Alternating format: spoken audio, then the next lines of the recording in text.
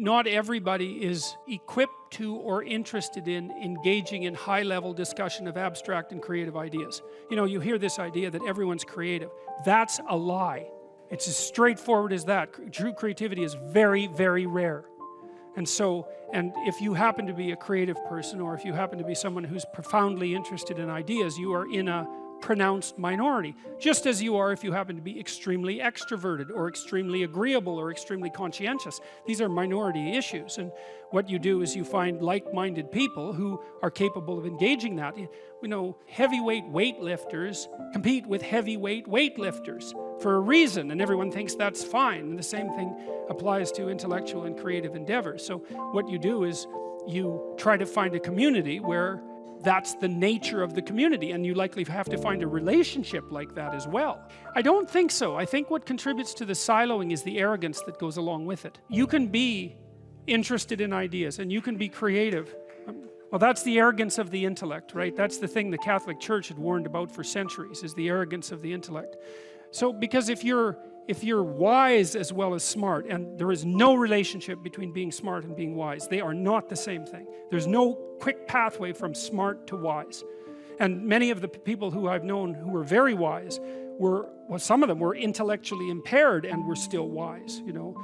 So it's the arrogance that brings up the block. And I see this, for example, happening in the United States in particular, because the last time I went down there, for example, I had friends down there, and some of those friends are very, very smart people, and some of them were talking about the Trump voters, and they were talking about the Trump voters with contempt.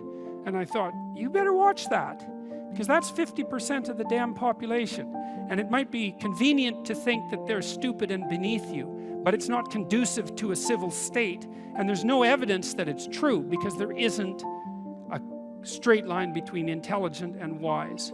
And so I think that if your character is developed and you're intelligent, you can have your siloed creative community, but you develop enough wisdom so that you can see all the things that people can do that are of high ethical utility, that are outside the intellectual domain.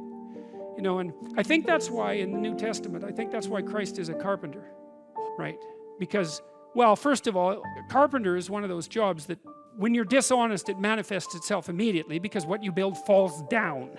And so if you're an honest carpenter, you build a good house. So that there's a nice metaphor there. But it's also a warning, in some sense, against the equation of intellectual brilliance with moral superiority. And so if the intellects would drop their moral superiority, and fat chance there is of that, then the divide between the working class, say, and the elite would resolve. And there's every reason to have respect for decent working class people. I mean, it's on their labor, as the left-wingers at least hypothetically agree, that the entire edifice of the culture is resting. So you can have your cake and eat it too, but you have to not assume that your niche makes you superior. And it's very difficult for smart people. There's this scene in Nietzsche's, it's in Thus Spake Zarathustra, where Zarathustra, the prophet, comes down from the mountain, and he comes into a public square, and there's this crowd around this little midget who's only about this high, who has a gigantic ear, and everyone is marveling at him. Well, that's what the modern intellect is like. It's a midget with a giant, well, mouth generally, not an ear. And the being is underdeveloped, but the intellect is hyper activated. And it makes the person extraordinarily unbalanced. And it's partly because they can't compete outside the intellectual realm.